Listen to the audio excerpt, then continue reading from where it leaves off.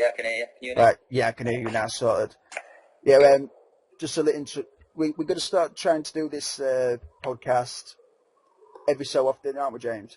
Yeah, try and do it once every week or 2 weeks, depending on Yeah, how well it goes and how well once it's a received. week, once every 2 weeks. If there's any sort of problems on Skype, we apologise. It's like the first time we're doing this. So hopefully you can listen to it and enjoy it, and hopefully the next time be even better. We're going to just do a bit of an introduction here. I'm Curtis. Um, I've been playing Football Manager, Championship Manager since I was 11-year-old. I'm now 24. Um, I just try and play it whenever I've got, free time. It's my favourite game. And I'm just really happy about the community at the moment. You know, how cool people are. There don't seem to be many, well, let's be honest, many arseholes in the community. There's a lot of nice people. So I'll let James talk about himself a little bit there. Yeah, I do love talking about myself. Um, yeah, this is a bit unusual for me. I'm so used to writing on a blog, not really talking into a microphone or anything like that. But yeah, I'm a copy editor, as it says in my bio on Twitter. A lot of you might know me from Twitter, so you probably know a bit about me.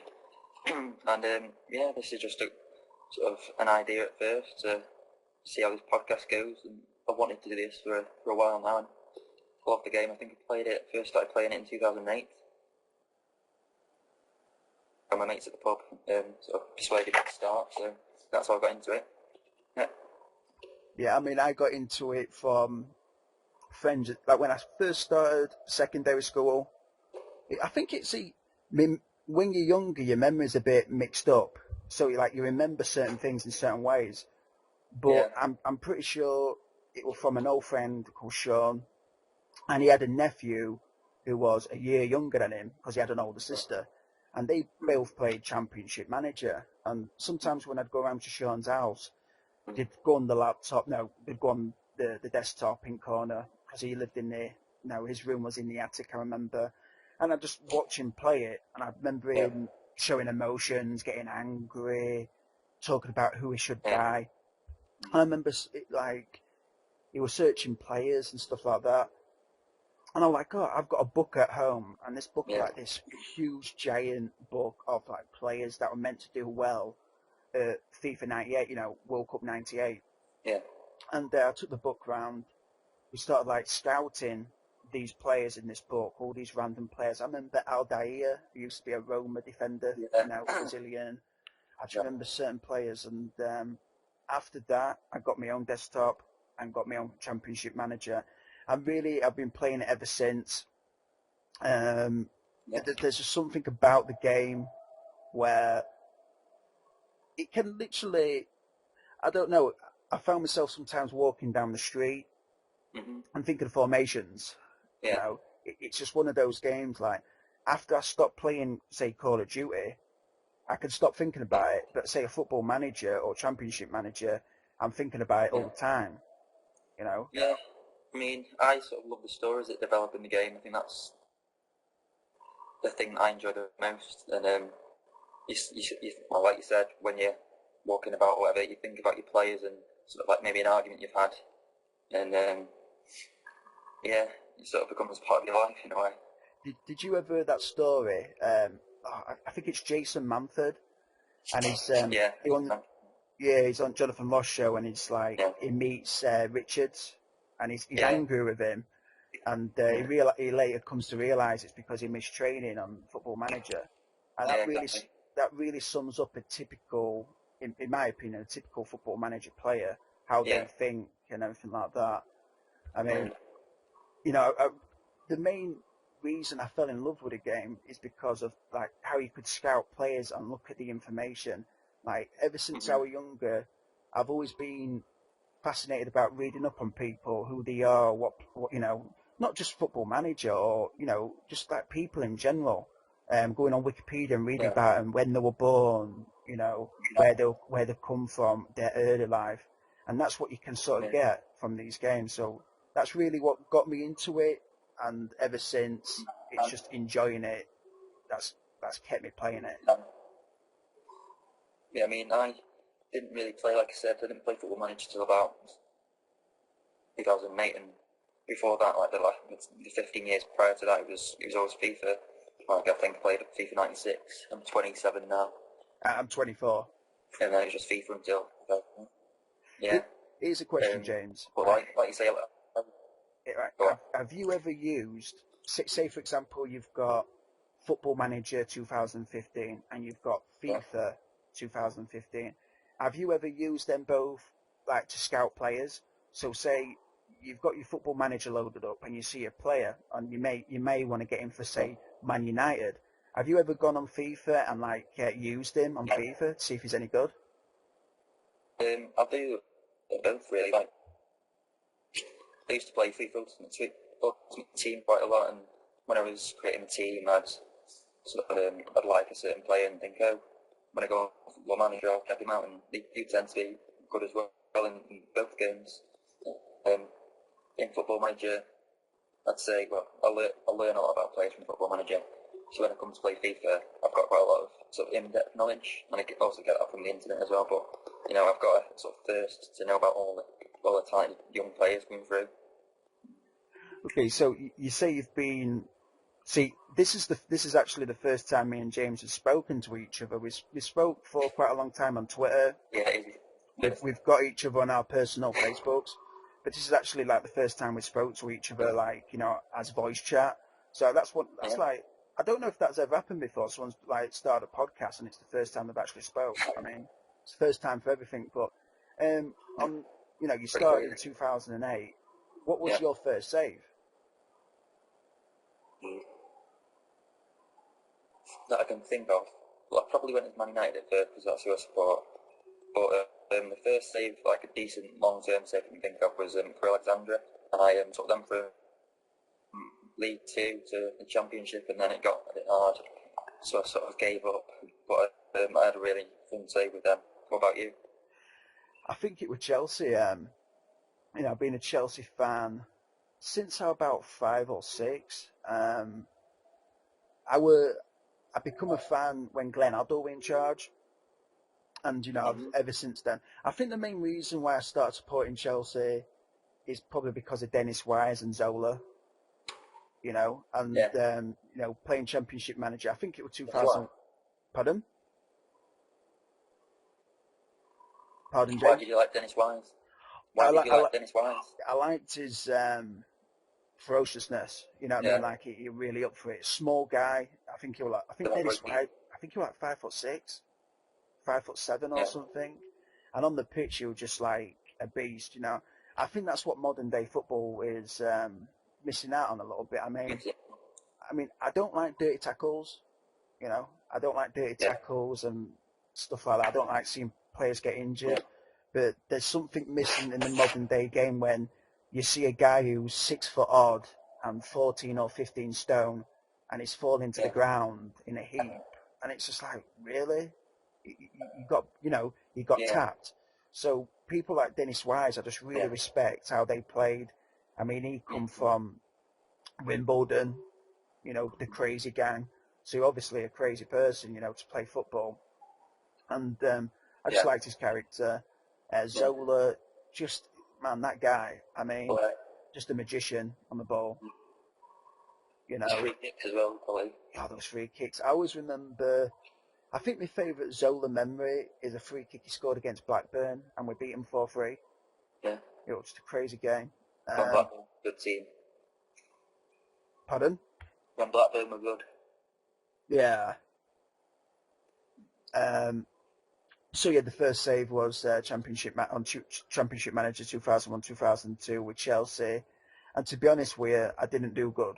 No. I did terrible. I remember winning like my first few games, and after that, just I didn't understand it too well. I didn't understand the tactics, and I like to play players in different positions. Like now, you can do that, but back then you couldn't. You just couldn't. It was an ultimate no-no. It's like... You can. Yeah, I mean, you can now because you get all like the... or you can use him in midfield and you can use him as defensive midfielder or maybe at centre-back. But back then, what I can remember, it's like it was just the ultimate no-no. But Yeah, it was Chelsea. I I mean, didn't do too well with them. I struggled. I remember just really getting into it to sign players. I love signing players all the time, but yeah, I've had that problem lately. so after that, when I got to about the age of 16, I started getting a lot better at the game. Yeah. No, Right. I've had a problem signing players like. You get me? Yeah, I can hear you, James. Yeah, I was going to say I had a problem of signing way too many players. On Football Manager. But what were you Wrexham save? Yeah. Whenever I see a free transfer and the player looks like he could turn out good, then I sort of have to sign him, and it's turned into me having a squad of about 40 players. So what you're doing to actually like balance the books? Well, yeah, we're in about £1 million of debt at the moment, which isn't unmanageable, but we need to get rid of a lot of players in summer. Yeah. So that's my plan. I used to have there's a few more months left of this season. I used to have a really nasty habit of signing strikers. Yeah. I don't know why. I think you just want someone to score loads of goals, don't you? If one player doesn't score in like a few games, you think, oh, he's crap. I need someone else. Yeah, I used to do that all the time, but now, I mean, this sounds a bit stupid, but I feel guilty not playing players. Like not guilty where I'm like sad or anything like that, but more to the point where I don't like seeing their stats degrade. Yeah. So I'm just like, I need to get rid of this player so he can continue his career. It's like, for example, what's going on at Chelsea at the moment, Petr Cech. He's on the bench. That's Petr Cech on the bench. Mm-hmm. You know what I mean? But some players don't mind being on the bench, do they? They'll be happy to just pick up the wage and not play. No, I think Cech will leave in the summer. I mean, using him as an example, I think he'll leave in the summer. I think he just loves playing. I mean, that guy is crazy. He will literally throw himself in harm's way to get the ball. Brilliant goalkeeper. Yeah, I mean, Courtois, I like him, but I want to Cech to stay, be first team goalkeeper for an extra 2 years, but, it just is what it is. But what sort of players have you been buying? Have you been buying like the ex-Premier League players, or is it the youngsters that's been released from the clubs? It's usually youngsters. I mean, the average age of my squad must be about 22. A lot of them are from Premier League clubs. Like, there's a young attacking midfielder that I got from Man United. I've had a guy from Middlesbrough, a guy from Arsenal, but they're usually unproven, and they've obviously been let go because they weren't quite good enough. But it's sort of a mixed bag, really. 50% of the time you turn out decent, and 50% of the time you just don't develop. So, say for example, if you're looking into bringing in the younger players, so they might have been released from their clubs, the contracts might be expiring, or you just want to bring them in. Are you trying to go for a certain nationality to keep your squad a certain way? Well, now you asked that. At first, when I started writing about Wrexham, I was supposed to sort of develop Welsh players, and that's still at the back of my mind. But at the moment, I'm just sort of buying anyone that's decent.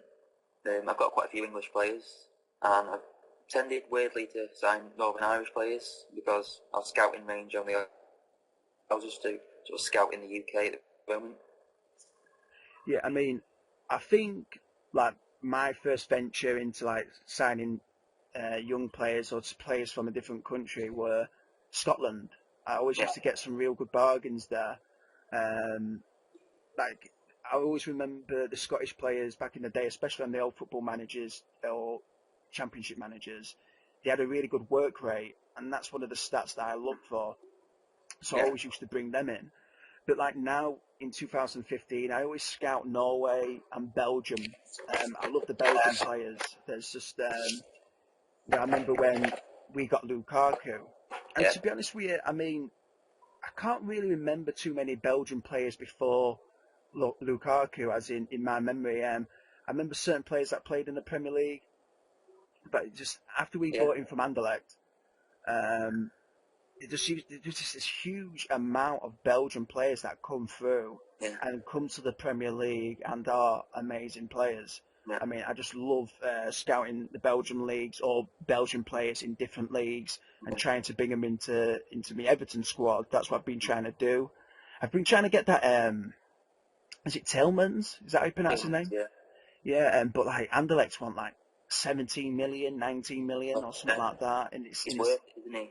So, I mean, I've seen Golden FM Paul. yeah. I've seen him signing for West Ham, and he's Yeah. doing really well there. But Yeah. I ended up buying someone else. I bought Littner from Right. Dortmund, Moritz Yeah. Littner. He's not the same sort of player though, is he really? No, but I wanted an advanced playmaker. Yeah. But then Tielemans can play in attacking midfield, so Yeah, just wanted an advanced playmaker, just maybe someone to bring on against a weaker team. yeah. Because Littner's not like a physical player or anything. I wanted someone just for No. the attacking aspect in midfield because I've been using Fellaini and Schneiderlin, and Oh yeah. they haven't really been playing too well in making No. chances. They're not very creative players, are they? Really? No, but this is the thing. Schneiderlin's an amazing passer on the game. Yeah. So I thought, okay, then he What's can his like. position like? Oh, I can't remember off the top of my head. Yeah, I'll have a little search now. In fact, I'll have a look.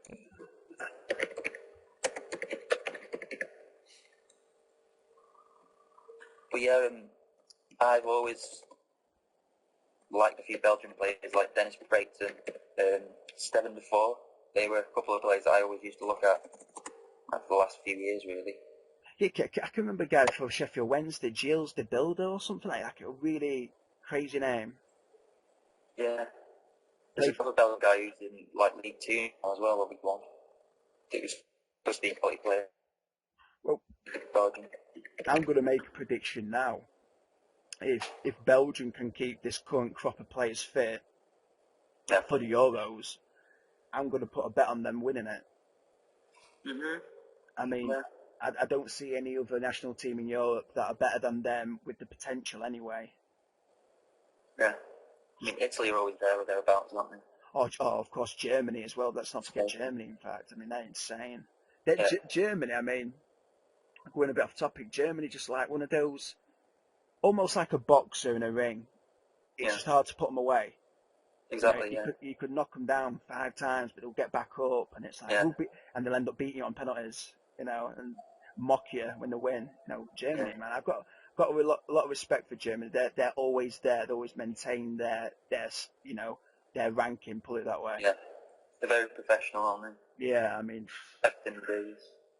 You were saying we had a little chat before we started this, and you were talking about like certain YouTube channels. Is there any what you wanted to talk about? Well, just recently that I've noticed he's got quite an interesting video. I'm not sure if it's the series, but he's played the game through until 2080 or something. I'm not sure if he's played it, but he's got the game up to that stage, and then he was showing like where all the teams finished in the league each year in the Premier League, and it was quite fun to watch. And he'd made the download available in the description. He's called Completely Chaz FM. Okay. So yeah, it might be worth a look if anyone who's listening.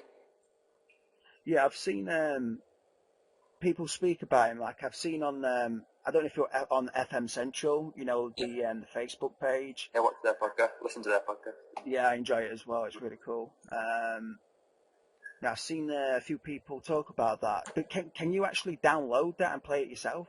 Yeah, you can. He's like I said, he's put a link in the description of the video. Okay. And you can just download it. Yeah, we'll leave a link to his channel in the description of this. Yeah, just anyone we like at the moment. Yeah, I mean, I think, I do YouTube videos, but they're not nearly in depth like some of these other guys on YouTube. They really go into detail, they look at the certain things. And basically, the videos that I'm doing, I'm just playing a game, showing the matches, showing the standing. But in the future, I'm going to have to take a few tips off these guys because they're really on another level. I think, my favourite Football Manager YouTuber is Golden FM, because I watched one of his videos. I think in like late 2012, something like that. And I was like thinking to myself, I could actually do this. You know, I actually could upload these videos. But you know, the things that he's actually, you know, Paul, the things that he's actually done for the community Yeah. is amazing as well. I mean, FM Society. You know, the thing I actually do like about the FM Society is that, you know, there's no there's no people say bullying people on there. No. You know, I can't stand that stuff. I can't like you go on YouTube, for example, and you go onto a music, you know, a music video or a song, and you just see these comments of people disrespecting each other, saying, you know, swearing at each other, doing all these other things. I'm trying not to swear on this video. I'm just trying to keep it, you know, Yeah. just abusing each other. And I'm thinking, why? Why are people so bothered that someone else likes this or that? Who cares? It's like you will get the occasional person on, say, FM Society that will. Yeah, I remember going on it the other day, and someone was saying, "Oh, you guys are saddos because you're doing all these screenshots." Yeah. You know, and I've seen some really amazing comebacks to what that guy said. It was hilarious. I'm sure. Yeah, I've seen your one as well, and that was hilarious. But I don't get people like that. And one thing I do like about the FM Society, if someone's stepping out of line, they'll just get blocked from the page. Yeah. You know, from what I know anyway. Who's that run by? That page? Who runs that? Yeah. Hey, it's Paul. Paul runs that one, does he? Yeah, Golden FM. Yeah. Whose page is FM Central one? Is it just called FM Central? I think it's the guys that do the FM Central podcast. Yeah, but is it just called FM Central? I thought that was the page that I commented on. Yeah. Maybe it was that one. I think there's two Pauls. I think, you know, there's Paul who does Golden FM, but there's Paul who actually runs FM Central. So, you know, I think he's another guy. But I've been watching their podcast, listening to their podcast on FM Central, and what I do like is that they bring other, you know, FM players on, speak to them, give their channel a bit of love, you know, giving them a bit of a shout out there as well. Just an awesome thing to do. It's an unselfish thing to do. Yeah, and you can tell that they've really sort of thought about it, and they've organised the podcast and thought about what they can say. Yeah, I mean, they do it on that Google thing. I mean, I don't know how that works. I mean, I don't know if I'd like to do that in the future, or, you know, I've had a few friends in the past say, "Oh, have you got Google Plus?" I'm like, "I've got Skype," but I mean, maybe we could look into that in the future and do something on there. Maybe it's more user friendly for other people to join in and everything like that. But another guy I think needs mentioning is Statap. Yeah. His videos are amazing in my opinion. Yeah. Yeah, I was really excited when he came on the scene. You know, when he said he was going to sort of show the statistical side of the game a bit more. You know, than just showing games or whatever. Yeah, I mean, that excited me. Yeah, like him and Paul, for example, Golden FM, they've added a variety to the videos in the community, like the different things. You know, I really love those experiments as well. Yeah. You know, like such and such player at a club, how they do. Mm-hmm. It's really cool. And this is the thing, most of the time it's really realistic. Yeah.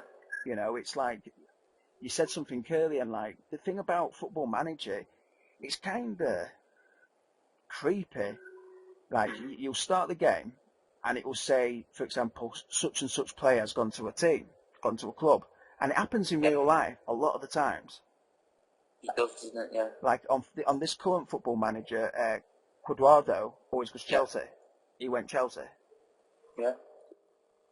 I always feel like I sort of know more than my mates, because I play on Football Manager and I know all the players, and, you know, before they become good. Yeah, I mean, okay then, here's another question. Okay, it's like sort of two questions in one. Right. Out of the players, like the Wonder Kids, who do you, like, out of the Wonder Kids on Championship Manager and Football Manager, who do you think reached their potential, and who was the most disappointing in not reaching their potential? I can tell you a few players who I thought reached their potential. Obviously, you know, players like Neymar, Hazard. But players who didn't reach the potential, well, I suppose I'd say Max Clayton, even though he wasn't really, he was tipped to be a Premier League footballer really, and now he just doesn't look like he's going to make it. Who did he used to play for? Max Clayton played for Crewe, and Yeah, that's it. He's at Bolton now. Yeah, I know he is. So he's not doing much at the moment. I think for me, the potential-wise, I think Neymar is up there because I remember everyone always signing him, and I remember actually on the Football Managers, Tottenham always signed him. Mm-hmm. Tottenham or Chelsea always signed him, but obviously he went Barcelona. Yeah. And I think the most disappointing was Freddie Adu, because if as I recall, he was like the first wonder kid that I remember everybody knew about in the community. Yeah. The people I played Football Manager or Championship Manager with, everyone spoke about him. Oh, he's going to be amazing. He's going to be like Pele. I remember people actually saying that he's going to be like Pele. And you see him now, and he's going from club to club in different countries. And no offense, but teams that I haven't actually heard of. Yeah, his career's pretty much gone down there. Well, wasn't it? Really. But why is that? Is it because he's injury prone, or is it because of the lack of effort? I heard he's got a bad attitude. Okay then. But a couple more players I was going to say that didn't really reach potential. Etienne Capoue, I know he's at Tottenham now and he's an alright player. I think he's still at Tottenham. But he was always quality on Football Manager 2011 or something, and the same for Moussa Sissoko, who's at Newcastle now. I mean, he's not a bad player, but he was always supposed to be quality. Then Yohan Gourcuff, who's playing for Lyon at the moment. Yeah. He was supposed to be world class, and he's just not quite made it, has he? No, I mean, when he went to Newcastle, I remember they played against Chelsea. Yeah. And he was an animal. Him and Sissoko. Man City. Yeah, I mean, he like really good performances. But to be honest, I haven't seen too much of him. It's like I haven't watched too many of Newcastle's games. I haven't watched him too many times in football, But I remember a lot of hype around him for sure. Yeah, he can still turn on the sort of the jets or whatever. He can turn on the power when he wants to against. He can't maintain the consistency. No, he doesn't really turn up for every game. I tell you a player that did reach his potential. Another player, Messi, because I think it was Football Manager 2005, and you could get him really cheap, but he had really good potential. Yeah. And that's another guy. I mean, it's kind of an easy one to say, but they did put a lot of stock in him becoming a good player, and he did. Well, no, he hasn't become a good player. He's become a great, and he's one of the all-time greats. I mean, he will go up there with Pele and Maradona and people like that, Yeah. That sort of thing makes me a bit envious about not having played the game earlier, because I didn't really get to play with Messi when no one knew about him. Yeah. I only got to know about him after his, that goal against. It was some small, lower La Liga team. I don't know what the name was, but when he scored that goal, he went around about 7 players. That's when I sort of knew about him. It is a quick question, because this is a question that all football fans ask each other, really. Yeah. Who's better, Ronaldo or Messi? I always say Messi, to be honest. I just think he's more naturally talented. Okay. Like a lot of people say, and I agree with it. Ronaldo has worked really hard. I think he works really hard every training session to improve all the time.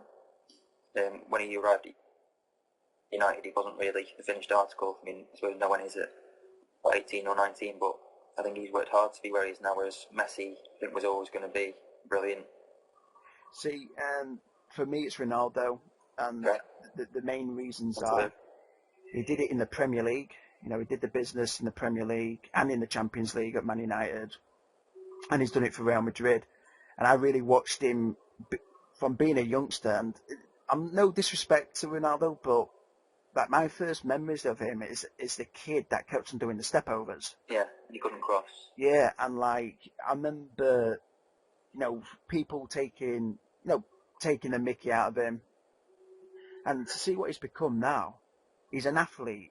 He's an athlete footballer. He's just a beast. I honestly do think Ronaldo's one of these athletes. Yeah. That could go on to do other sports. Like saying Michael Jordan went from basketball to baseball. You get those sort of people that can do 2 sports. I think he's one of those guys as well.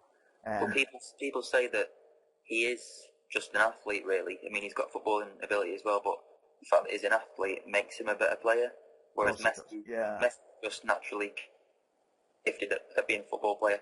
Do you know what I mean? Yeah, I mean, I've seen him. I'm a big fan of the UFC and MMA, Yeah. and I've seen him recently being pictured with a couple of fighters. I've seen him pictured quite a few over the time, and with like a lot of Brazilian fighters. So I don't know if he does any training in MMA or anything like Is that. that Messi or Ronaldo? Ronaldo. Yeah, I'm not sure. Yes, but I doubt he'd ever get into a cage or ring and start fighting. But I mean, I don't know He if comes across as a bit of a girl, doesn't he? Yeah. What I'm going to say. No, Ronaldo, yeah, this is the other thing physically as well. I mean, I've got to favour him over Messi because if you had him at your team, I'd rather personally have the physical player, the bigger player. Yeah. He's how tall is he? 6'2"? Ronaldo, yeah, he's about 6'2". 6'2", about 12 or 13 stone in here, so he's powerfully built. Yeah, he's an athlete, like I say. Who, like in the next 5 years, do you see anyone taking their spot? Obviously, Ronaldo's he's like 30 now. Messi's about 27, 28 in it. So obviously, in 5 years, somebody will. But who do you think that player is? Yeah, I mean, you sort of put me on the spot here. I'd like to have a bit more of a think about it, but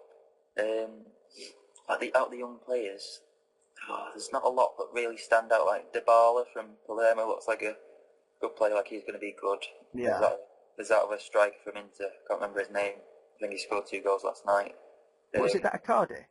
Icardi, yeah. Yeah, he's Argentinian. Yeah, he's a good player, man. I mean, I don't think he'll be anything like Ronaldo and Messi, but he's going to be a quality goal scorer. Yeah, just talking about like potential good players in future.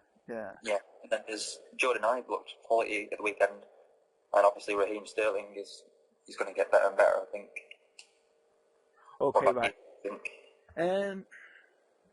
I think Sterling's got great potential, but I've heard, no disrespect to the guy, but I've heard some stuff in his personal life.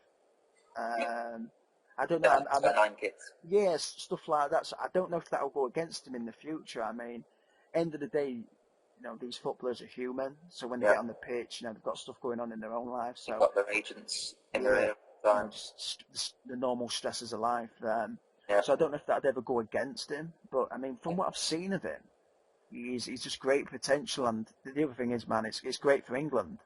Yeah. Him and Sturridge playing together. Sturridge, Harry Kane. I mean, Harry Kane, I was speaking to my friend.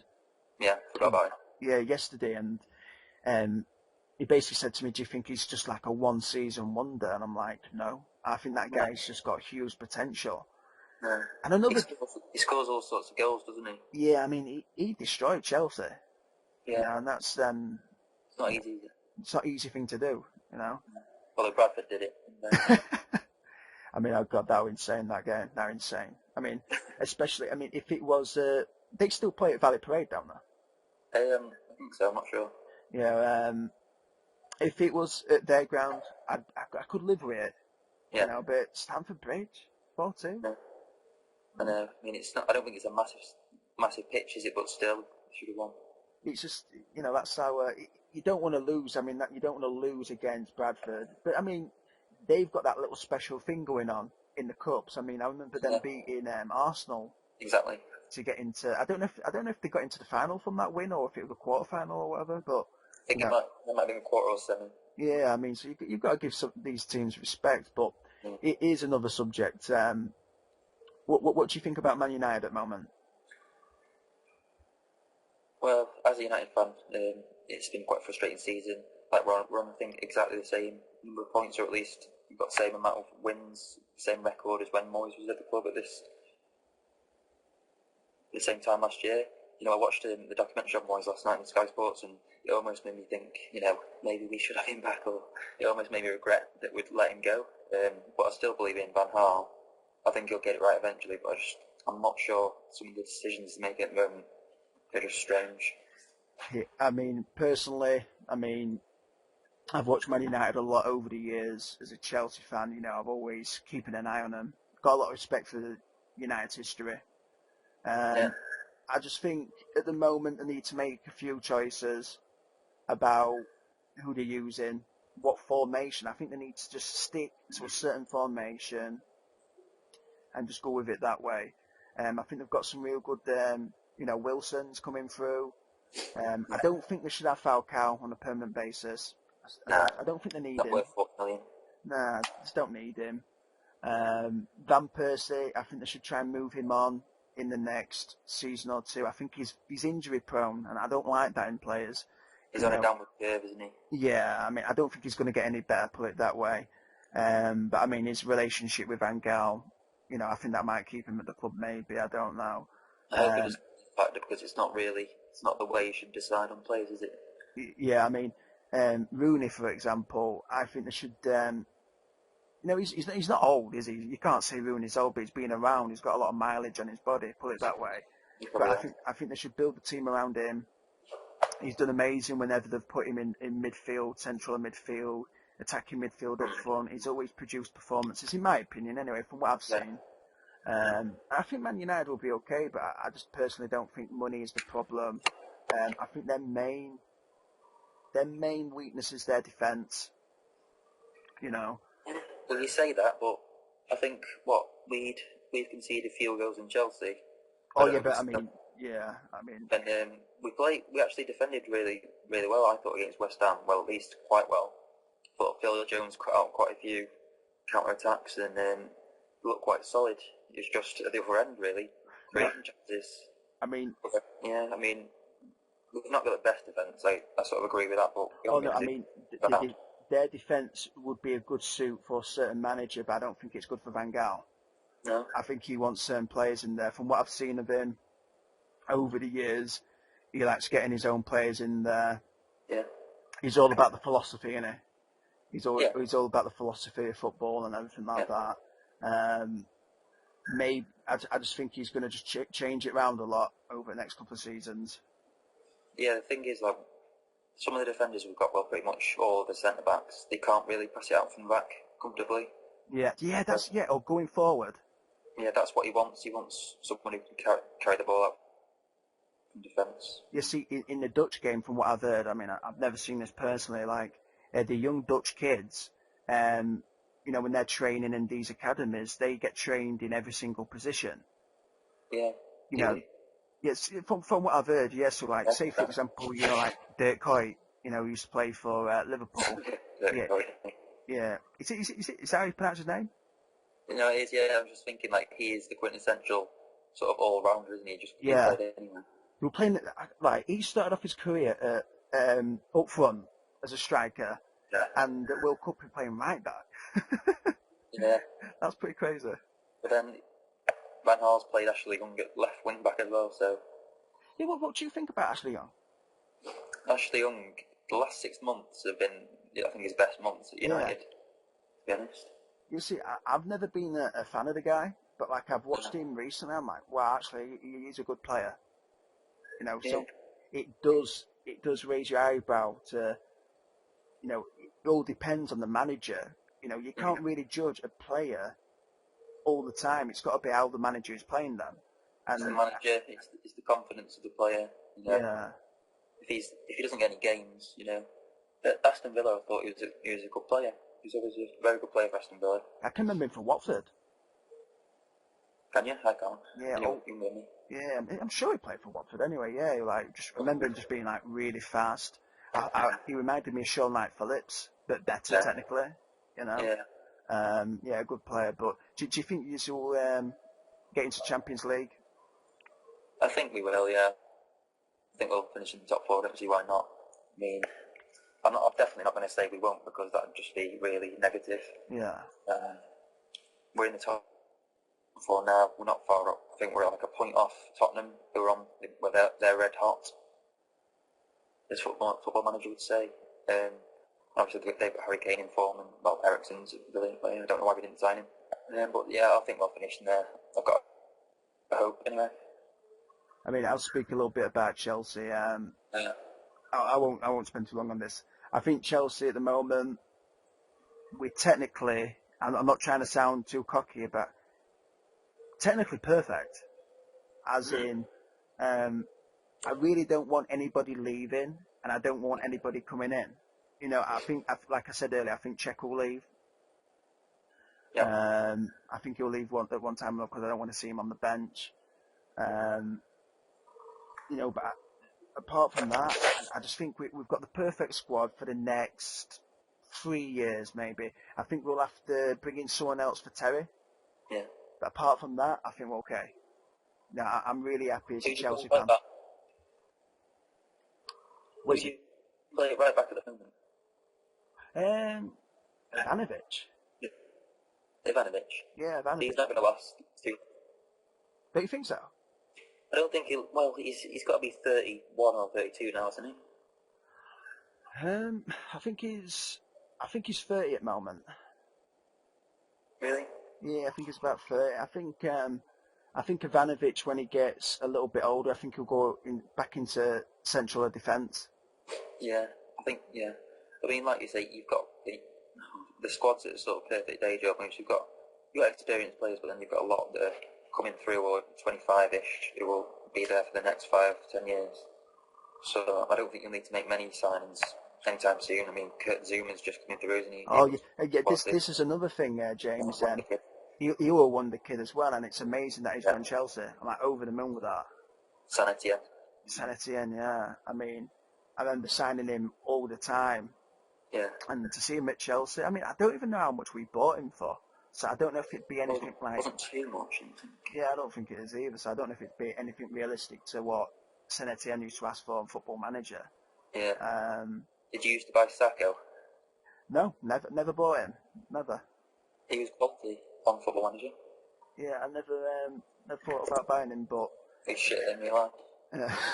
I don't know. I think Liverpool at the moment are going through that like transitional period again. You know, I think 3 at the back. yeah, it's a bit dodgy in modern day football. You know, no, but I like Liverpool. I like the players they've got and everything like that. I think they're cool. I think Brendan Rodgers is. I think he knows a thing or two. I think he's done the business at every club he's been at, or at least made a good account of himself. Yeah, he's a very impressive manager. Me and my mate have got sort of a running joke about him, like the way he speaks about, you know, bringing players into the group and keeping them in the group and at the club and all this. And, Yeah. It's quite funny. Like, there's a guy who does the impressions of Carragher and Rooney and Yeah, I've seen him. Is he on that betting commercial? Yeah, he's that new advert. Yeah, Yeah, he's good. he's quality. I think my favourite impression he's done is that one of Harry Redknapp in car. Oh yeah, good one. I'm not going to do it, but yeah. Yeah, it's hilarious. In fact, here's another thing. What do you think about Harry Redknapp? Harry Redknapp. Harry, I think get a wheeling and dealing. I think he's talking bullshit, isn't he? Yeah, of course. I think he's jumping from a sinking ship. You know, yeah. I think he knew that he was going to get relegated again. I don't know how many times he's been relegated before. Maybe only the once or twice, but I don't know. I think he maybe just had enough of it and thought, you know what? I'll say I've got dodgy knees and. Yeah, put it this way: if they were fourth in the table, he wouldn't be bothered about his knee. No. He just why can't you just sit in the car or sit in like even a wheelchair? You know, plenty of people do it. Yeah, he could just do that. He could just get some crutches. Yeah, or one of those hover things that they use in America. I don't know. No, I like Harry Redknapp, but I mean, I think the players he brought in fact, no, I can't go against that. I actually thought with Harry, they may be able to push like good mid-table finish with the players they had. But if you actually look at them, it's a pretty old squad, isn't it? Well, it is. Yeah, I think. Well, I'm not sure, but especially like players like Rio Ferdinand. Who else have they got? They play Clint Hill, don't they? Clint Hill. Does he still play for them? I'm not sure if he still plays for them. I'm sure he does. I mean, Armand Traore, is he still there? I think he is. Yeah, I mean they've got Joey Barton. Joey Barton, he's the captain. Yeah, he's Marmite for people. Personally, I don't really like all these things he's talking about now and again. He seems to talk about these things at these meetings and like, you know, I remember one time he was pretending to be French but speaking in an English accent. Yeah. I mean, I don't know what he was doing there, like similar to Stephen McLaren, you know, when he was like, yes. Yeah, the current thing is funnier, but. I mean, I don't get why McLaren was doing that. That doesn't make no sense. QPR, I like them. They're like one of those clubs that I like, even though they're sort of like rivals with Chelsea. I'm Um, a massive fan.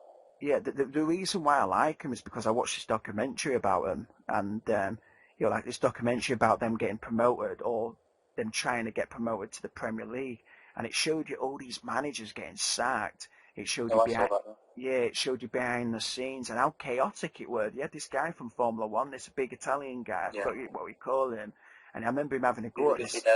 so Yeah, and he's having a go at I think it's like Paulo Sousa or something like that. He used to play for yeah. Porto, and I he's going 4-4-2, 4-4-2, 4-4-2, like he's a tactical genius himself.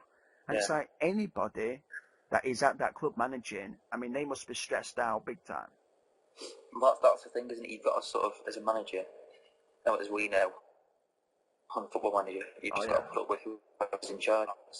They pay wages, they can sack you whenever they want, and they'll sack you for the slightest reason. yeah. I mean, being a Chelsea fan over the last And Newport, sorry. yeah, over the last few well, God, let's just say over the last 7 years or something. Um, when the managers were getting sacked at Chelsea, I couldn't stand it. I hated it. I think Mm-hmm. I think the two sackings that really got to me the most, and I think it was Ancelotti, because in his first season he won us the Premier League and the FA Cup, which is a good return. Mm-hmm. And then AVB, AVB come from Porto. People are saying he's like the new Mourinho, Yeah. the youngster, good-looking guy. He's already had success as a young person, a young manager. And Yeah. apparently his nickname around the club was DVD. AVB DVD, because he gave the players DVDs to watch. And to me, that's a really cool thing. Well, there's nothing wrong with that. I wasn't impressed with AVB at all, to be honest. What, at Chelsea and Tottenham, or just at Chelsea? Mainly at Chelsea. At Tottenham, he didn't do much either. I mean, considering the players he bought, is he still at Tottenham now? Oh no, it's the old Southampton manager. I forgot how to pronounce his name. Oh yeah, sorry, Pochettino. Pochettino. Yeah, No, yeah, AVB's gone to St. Petersburg. yeah. Well, Pochettino's come in for the set. He's got the same players pretty much, and he's done a good job for them. He's got them playing. Why couldn't AVB get the quality players that they've got? At least doing something. I think similar to what you were saying on your save, bring all these players. It's easier said than done getting them to be like a cohesive team. Yeah. It's a hard thing to do. They've got all the characters and nationalities. I do think if I was a chairman, if I was an owner of a club, if my manager in his first or second season of the club brought in a lot of players, I'd give him about 2.5 years to get them going, so that for the next 4 or 5 years they're producing good performances. I don't really. I can understand why people get sacked if they're in the relegation zone or if they're a top club and they're mid-table, but I don't really like it when you see, say, like a certain team and their managers getting sacked when they're really 4 points behind the predicted, say, thing that year. So, say Tottenham, they're predicted to finish 6th or 7th or 5th. If they're only 3 points behind that prediction, why sack them? Just let them bond the team and go it. Yeah, I mean, to play devil's advocate there, what I would say is Daniel Levy probably sort of envisions Tottenham sort of battling to win the league at some point. He wants them to be up there in the top three, like the amount of money he's putting into it. Well, the other guy, the owns the club's putting into it, so, if he's not even in sort of 5th or 6th, then you're not really getting anywhere near the expectations, is he? But, yeah, I definitely take on board what you said. Yeah, I think Tottenham, I mean, if I look at their squad, they've got good potential for the next 2 years. I think they will do well. But, I think any club, to finish on this subject, any club, you just need that stability and just to keep things normal. Yeah. Don't be I think that works in Football Manager as well, doesn't it? I think pretty much my main tip that I give to anyone is just don't piss about too much. Just stick with what you've got. choose a formation that you like and that suits your players, and don't go too extreme either way. Like even in your team talks, don't go mental with your players unless that they really deserve it. Choose your words wisely and choose when to really have a go at them. But this is a good segue. I mean, like your typical, say your formation or your instructions. What's your typical way of playing? Yeah, well, I've got Football Manager on now, as we speak. I've always liked playing a lot of attacking midfielders. I just love attacking midfielders, like number 10s, number 7s, or whatever you want to call them. So I usually play 3 attacking midfielders, if it works. I mean, on this year's game, it's not really always worked that well. I've tended to play 4 at the back, which is just simple. I don't know, it just seems to work. And then I've played like either 2 defensive midfielders or 2 centre midfielders, then 2 attacking midfielders, then 2 strikers. At the moment, I've got 3 attacking midfielders, 1 striker, a defensive midfielder, centre midfielder, and 4 at the back. And then I'll try and keep the ball, follow the fashionable Pep Guardiola style. I'm trying to keep the ball, and even at the lower levels, I think it works quite well. What about you? How do you play it? Well, I like 4-5-1. 4-5-1. Yeah, I like to try and basically. Okay, you've got 2 central midfielders. I want one who's a big guy that's going to get the ball, hold the ball, and I want a guy who's maybe a bit speedy most of the time. Yeah. So say Matic and Ramirez. Yeah. On the wings, I want good dribblers, someone who can get the ball in, good crosser, and actually can score themselves. Up front, I really want a typical target man, strong, hold the ball up. If they can't get it past the defender, they hold the ball up, pass it on, get into a space. Centre backs, I want one big strong one, and I want someone who can actually track back and get the ball. Do you know what I mean? On the wings, and the wings, left back and right back, I want the similar thing as the attacking thing. I want someone who actually can go forward and get back. Yeah. So Baines is perfect for me in a way. He's creative, but he can actually tackle as well. What do you look for in your fullbacks? So, sometimes, to be honest, I like choosing a fullback who just defend and just stay there, a limited fullback. But so you'd like an Ivanovic then? Yeah, I like, to be honest, I probably ideally like one player like Ivanovic and then one like Felipe Luis. Basically, that's how Chelsea play in a way, really. I want a bit of everything. I want the creativity, and I want them to be able to attack. I mean, I know I've heard a lot of YouTubers, Football Manager YouTubers or bloggers that really go into detail about what they want. But what I want is for them to just get the job done. Never to be uncomfortable in any area of the game. That's mainly what it is. But when it comes to the actual general play, I just want us to control the game, not give the ball away. I can't stand it when your player gives the ball away and it doesn't make any sense. It's like, I've got a bit of a saying, like, you don't do risk for risk's sake. You just don't do it. There's got to be a purpose behind what you're doing. Yeah.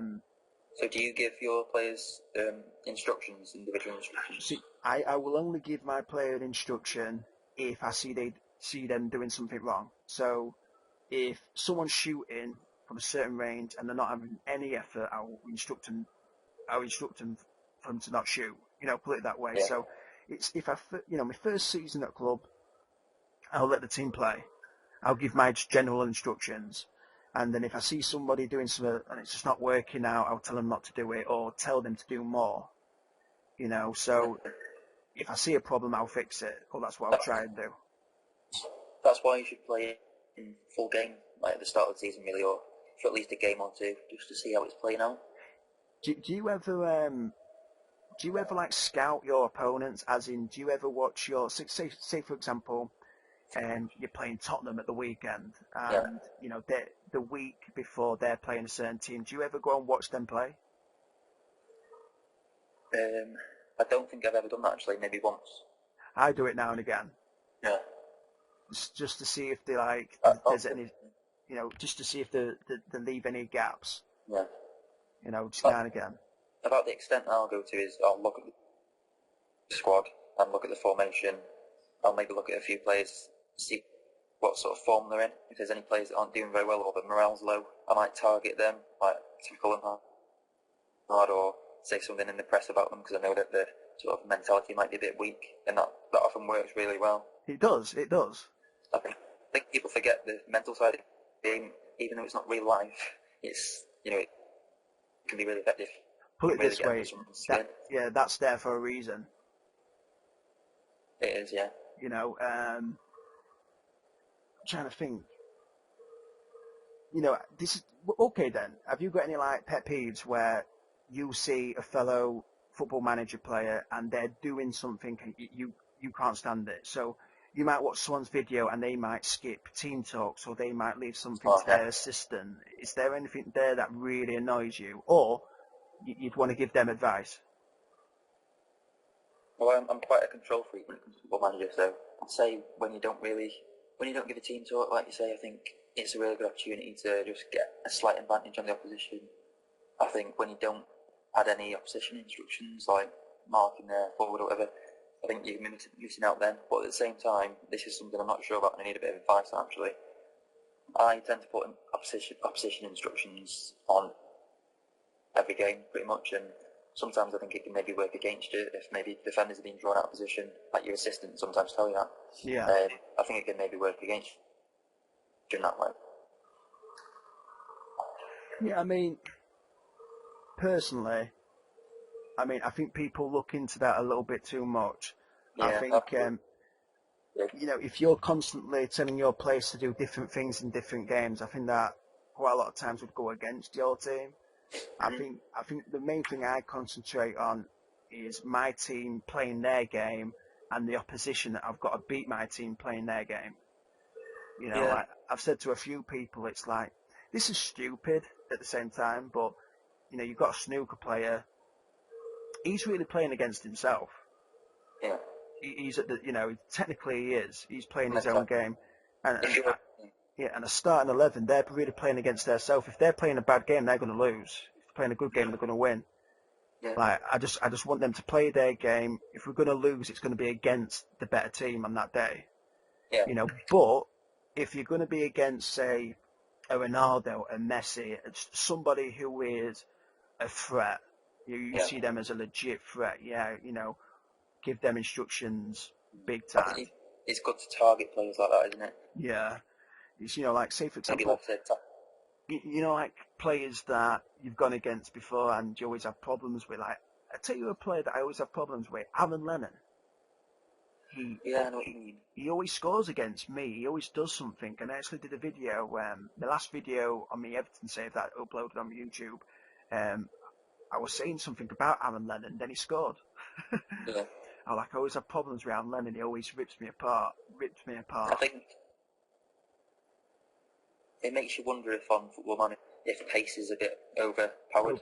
Yeah, I don't overpowered, think yeah. it makes you wonder. I think it's pretty obvious, to be honest, that it is too strong. I mean, even in real life, you've got to be just a bit more than quick to be as good a player as some players are on Football Manager, like, and especially in like the lower leagues. I know maybe it's true to real life as well, but if a striker's got good pace and decent finishing, they'll sometimes score 25 goals a season, and they don't even look very good.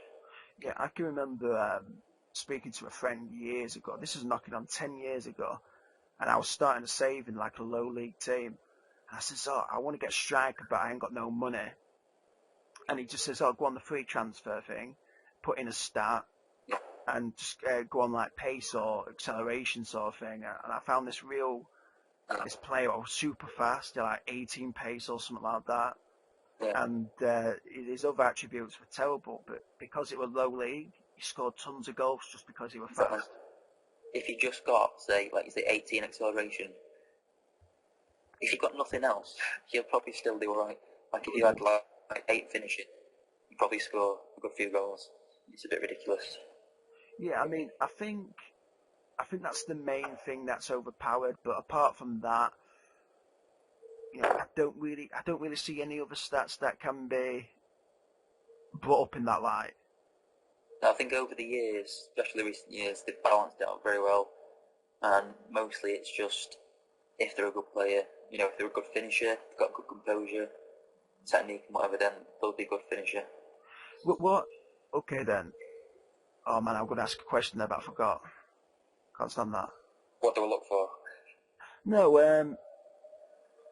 okay, this is it. Right. What's the main problem with the current game? What's the main problem? Yeah, I mean, my personal one is the injuries. Yeah. I You think there's too many? Way too many. Just way too many. I mean, I agree with that. I agree with that. I can remember on the old games, you wouldn't get too many injuries, but the injury that you got were a heartbreaker. It was 6 months, 6 months broken leg. You know what I mean? It was something crazy. But now it's like on the last game. now it's constant.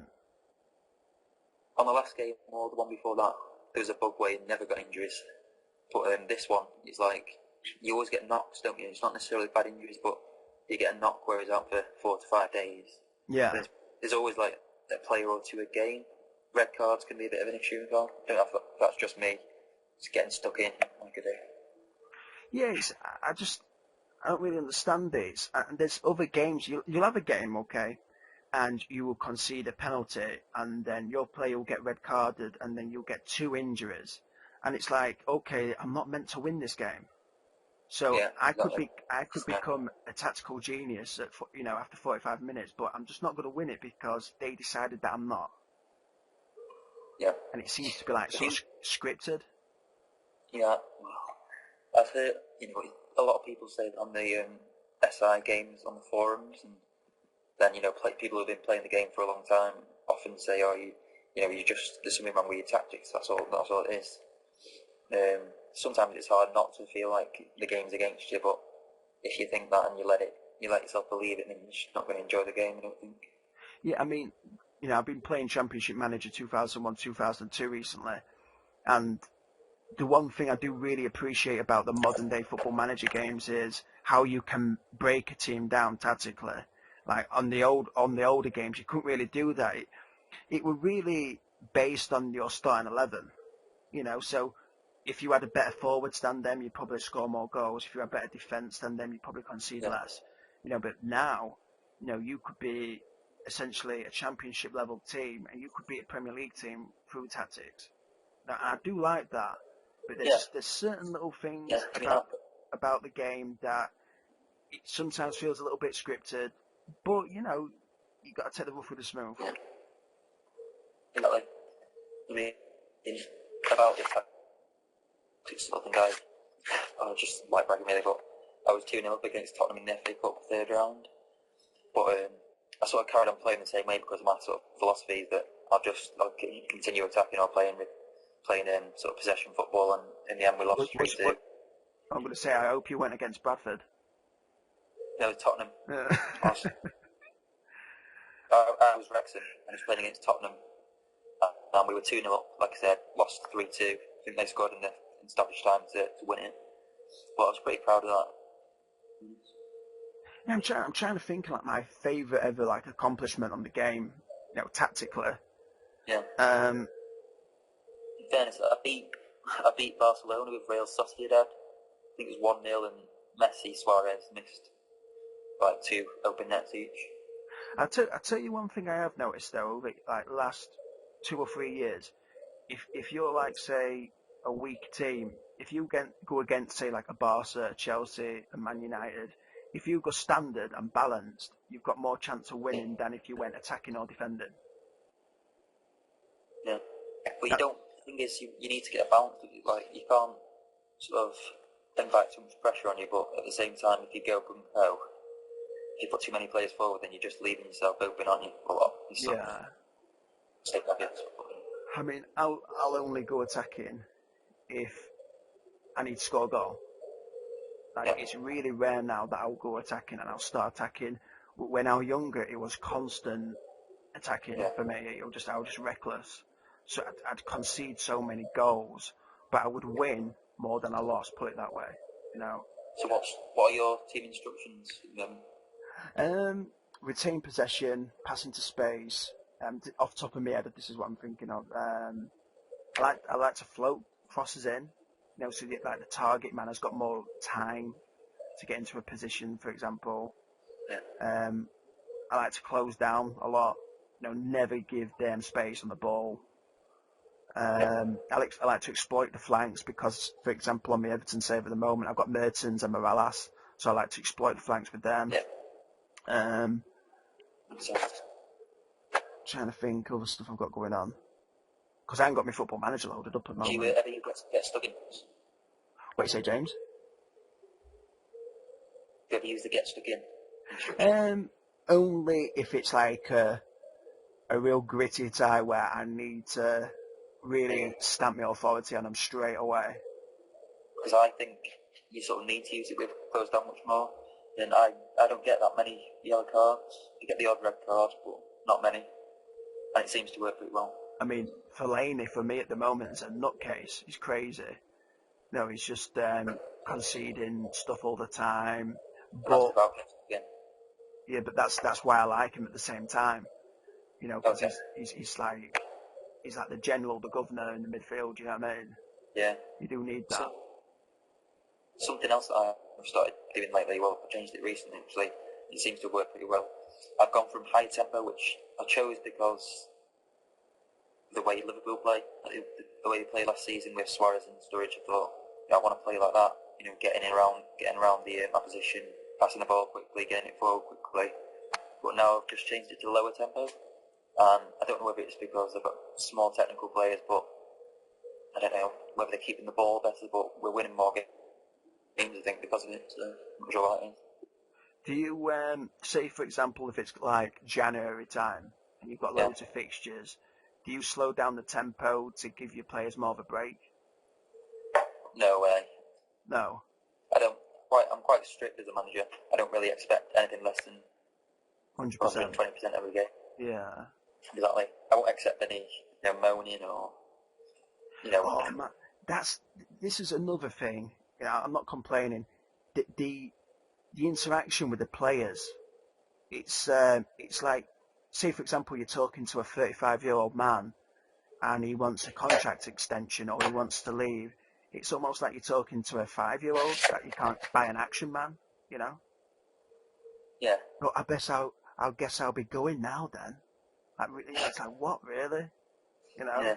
The interaction's just a little bit, I don't like it too much. But they've improved it, put it that way. Yeah. I mean, there's more options.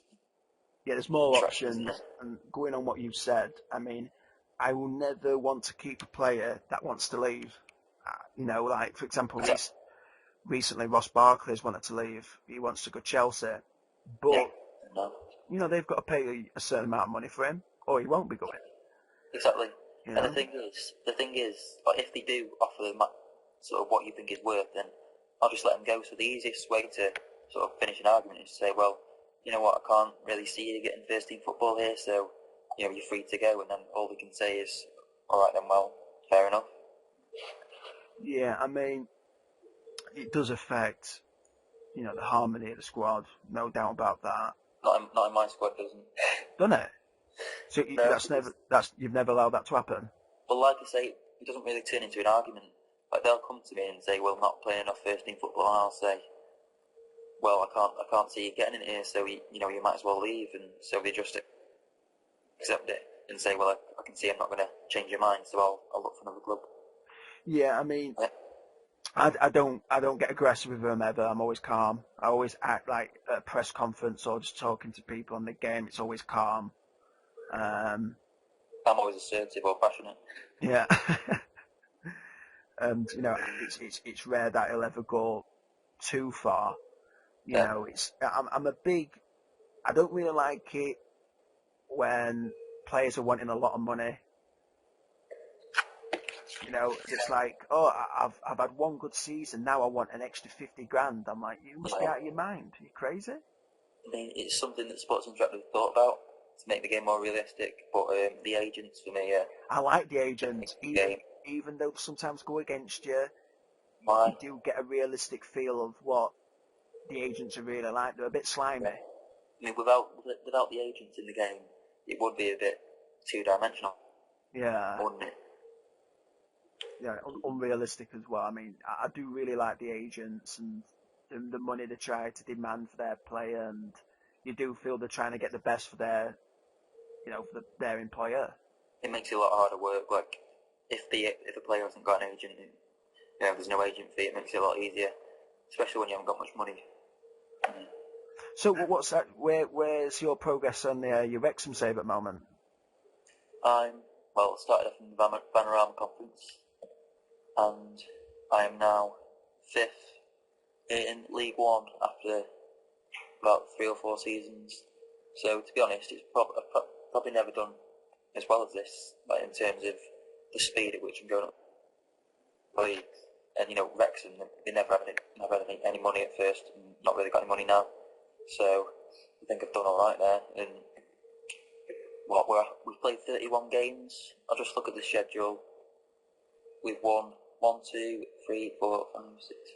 We've won 8 out of our last 9 games, and we've got about 10 games left in the league. So hopefully we'll stay in the playoff spots, and you never know, we might go up into the Championship. But then it's another big step up. Oh, that's a big step up. And then there's a lot of rich teams to compete against. We're not going to have much money at all if we get promoted. So we'll do well to stay up. I mean, currently on my Football Manager, I'm Everton. I'm thinking about doing another save with. I've been thinking about like a low league, save. I just don't know if I've got the time for it at the moment. I love the lower leagues. I enjoy it, but it's time consuming. But I'm thinking about doing it, but I want to be committed to it. I want to see it through. I've been tempted to do a save with either Norwich or Watford. I just really like both of their clubs. Just really like them. Why do you like Norwich? I really become. Do you like Neil Smith? Oh yeah, she's a sexy woman. Can you remember when she went on pitch? Where are you? Yeah, let's have you. Proper crazy, The reason why I started watching Norwich when I was younger is Dan Huckerby. I really liked watching Dan Huckerby when he was at Coventry, Leeds. I thought he was a really good player.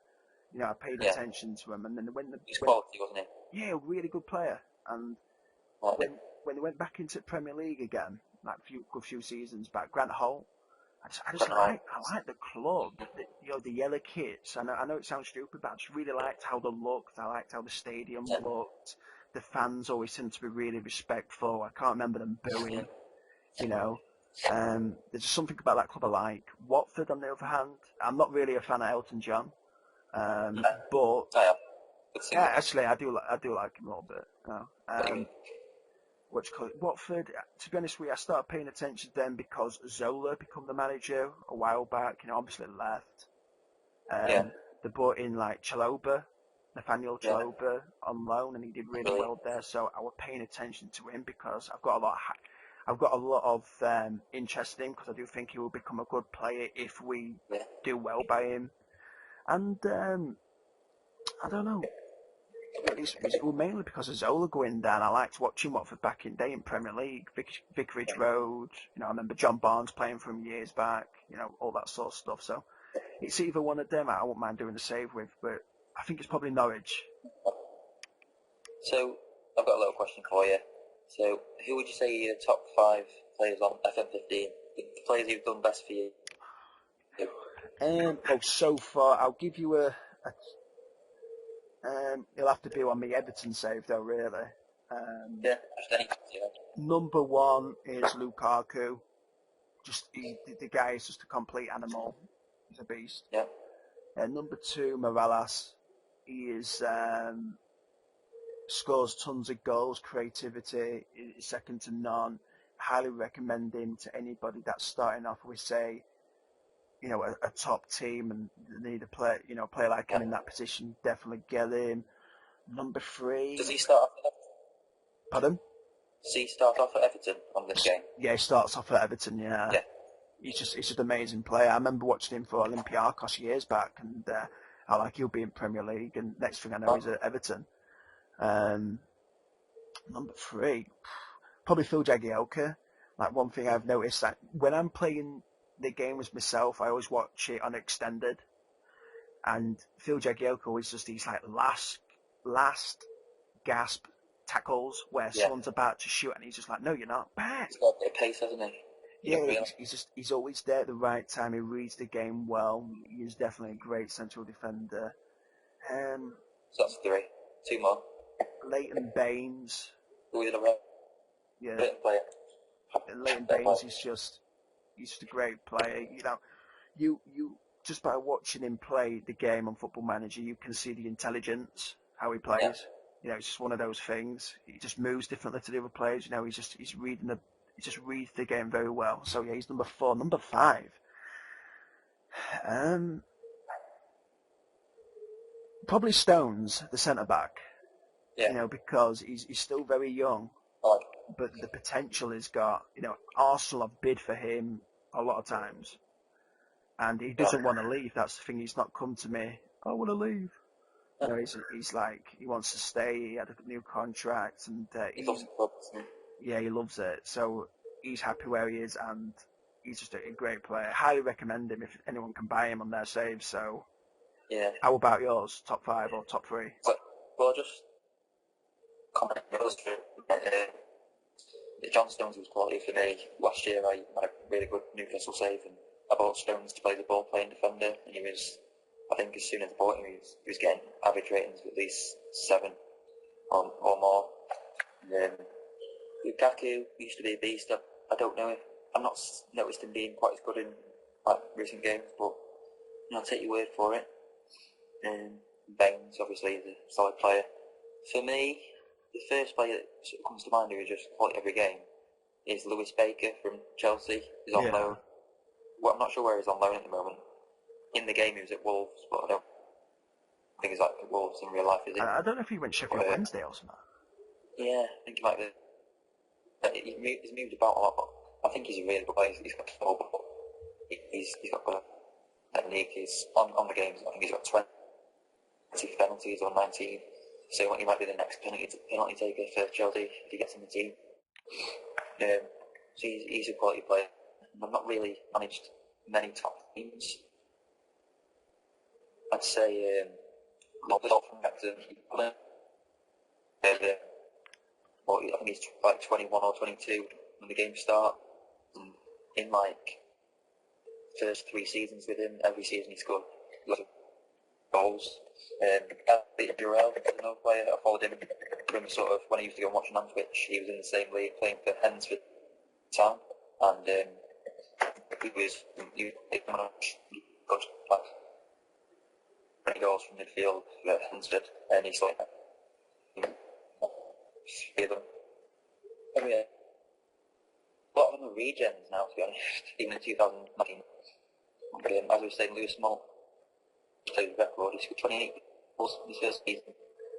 Vanarama scored 25 next season. Got 30 goals in League 2. League is in 2015 and League 2 with 10. He's not played as many seasons. Just not as good. I don't think he's really made a step up, to be honest. But yeah, there's 3. I think Manny Smith is solid for me. He did Wrexham ever since he started on the game. Joel Valencia has been probably he's always been a bit wonder kid on Football Manager. The guy called Jordan Jones. He's 24 now, but starts off at Middlesbrough. Actually, no, yeah, he starts off at Middlesbrough. I think he's on maybe on loan at first. I'm not sure, but yeah, he's worth a lot. Jordan Jones from Middlesbrough. Attacking midfielder, winger. He's got really good dribbling and a bit of pace, decent for lower leagues. So they're probably mine. Like I say, I don't really play in the major league that much. Are you thinking about doing any other saves, or are you sticking with Wrexham and putting all your time in that one for the time being? I'm determined to win the Champions League with Wrexham, or at least get in the Premier League. If you want to win the Premier League, I'll be sort of satisfied, but yeah, I might as well aim high. But I've managed Real Salt Lake in America, won the league with them, I think, first or second season. Well, we won the double or treble. And Beckman was a quality player, the defensive midfielder. From there, his brother actually followed me on Twitter, which is a good way. That's crazy. His brother's a wrestler. Honestly, has he got like, what's his gimmick name? His No, he's wrestler name? not like that. He's a proper wrestler, you know, like High school. I think. Yeah, that sort of thing. Yeah, you know, NCAA. Yeah. in that film Foxcatcher, I want to see that. It looked really good with Channing Tatum in it. Yeah. The guy at the American Office, it looks like a really good film. So go and watch that, everyone. But yeah, like I say, I've been to America. I've got a save with Grêmio in Brazil, where I've cheated pretty much, and I've given myself as much money as I wanted because I just wanted to create like the sort of typical Brazilian team. Well, the one I remember with Ronaldinho, Rivaldo, Ronaldo. I wanted like to build a team as exciting as that. Is Rivaldo still playing? Is he still playing now? I think he was playing for Mogi Mirim or something like that. Yeah, a real crazy team. Yeah, but I think he might be just retired now. I'm not sure. I mean, I was told Socrates. I was told today that Socrates played when he was 50 years old for, I think it was someone up north, like Northampton, not Northampton, but someone sounds like that. Yeah, like a non-league team, weren't it? Yeah. Yeah, I mean, he was famous for being like a footballer that smoked and that, weren't he? Was he? Yeah, I'm sure he smoked and drank and stuff like that. I know Garincha had a drink problem, I think.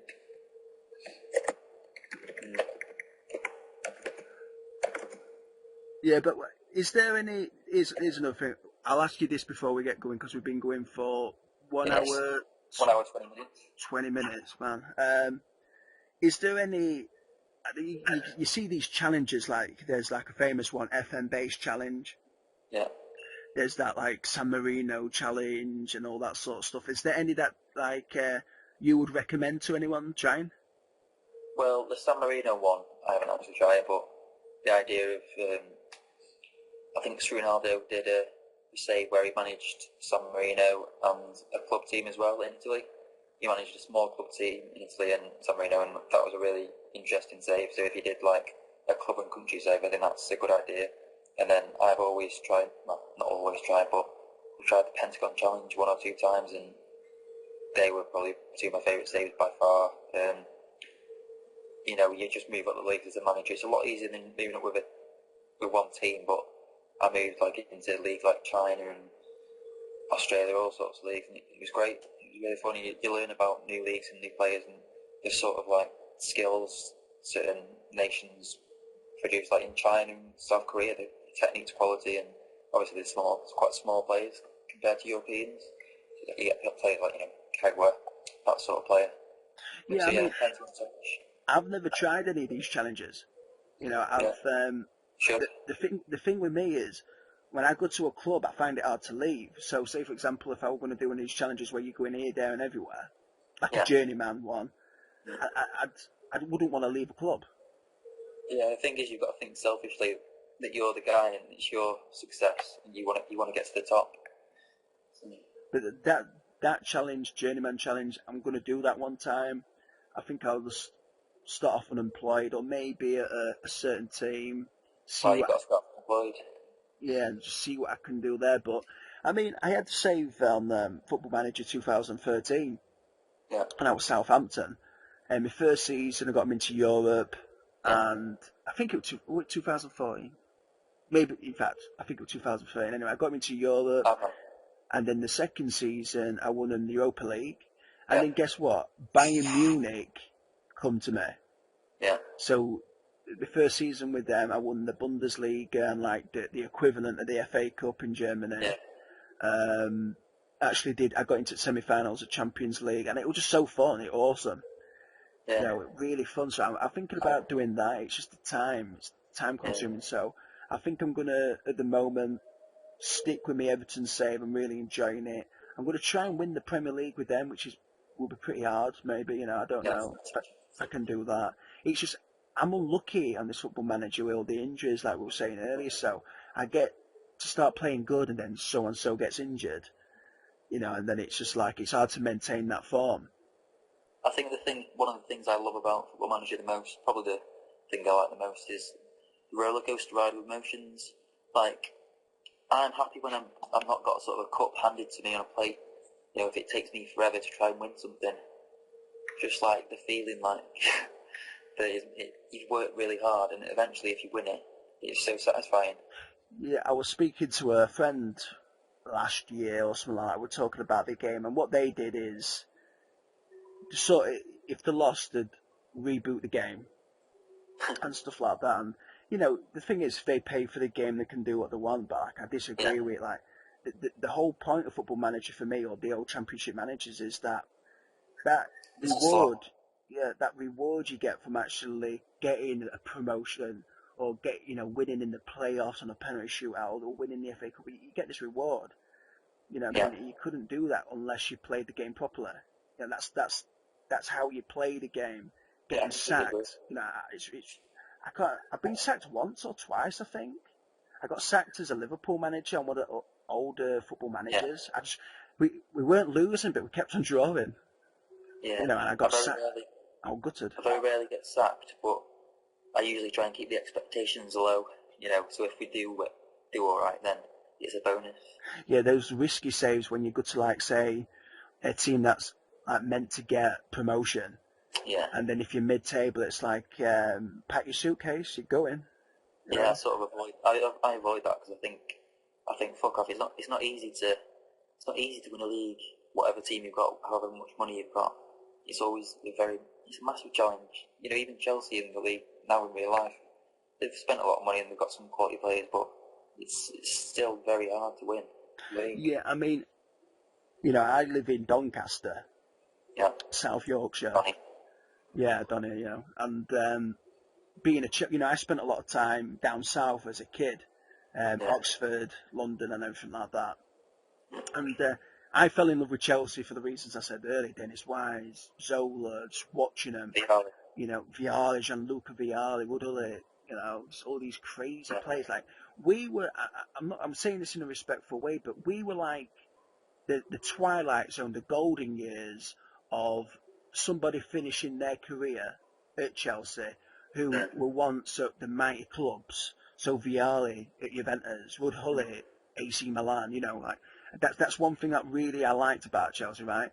But I always used to get, stick being a Chelsea fan. You know, you're a Chelsea fan, you should be Donny Rovers and, stuff like that. And this was from Leeds United fans and Liverpool fans and stuff like that. And I remember someone calling me a glory supporter, which I can't stand.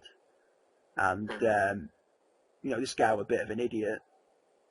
So I said to him, football's not football anymore, it's a business. And he's like, what? I'm like, it's a business now. It's all about money. You know, if you've got money, you're going to compete at the top level. If you ain't got it, you're just not going to be able to. I mean, good luck paying Ronaldo's wages if you ain't got no money. yeah. It's all about business, and that's what it's turned into now. I mean, is it a good thing? Of course it's because you're watching better football, but, it is really going against, put it this way, the Premier League, La Liga is a completely different world to the lower league game. The lower league game is the old school football, isn't it? Yeah, I think it's definitely more sort of, well, the Premier League's a lot more evolved because the players are a lot fitter. You know, the conditions that they train in and the diets, things like that. Yes, athletes playing football. Yeah, yes. Shall we end on that one, James? Yeah, why not? We could go on forever, but Yeah, I can talk for England, but yeah, we'll try and make this into a regular thing. yeah. Maybe Hopefully, once a yeah. fortnight. Hopefully, anyone who listens to this has enjoyed it at least a little bit. Yeah, And, if we've had any like connection problems, we apologise. But this is the first time we're doing it. yeah, it's So the first time we've ever spoken. yeah, so We've tried our best, and I've enjoyed it. So I hope you have too, Curtis. I hope you have as well. Hopefully next time try and get someone on. I asked Stat if he'd go on it one time and he said yeah. So Yeah, hopefully we can get someone on, have a little chat with them. yeah, definitely. Right, thanks for listening, guys. Yeah, thanks. See you on Twitter or something. Right, I'll see you later, James. I'll speak to you later. Bye. Right, bye.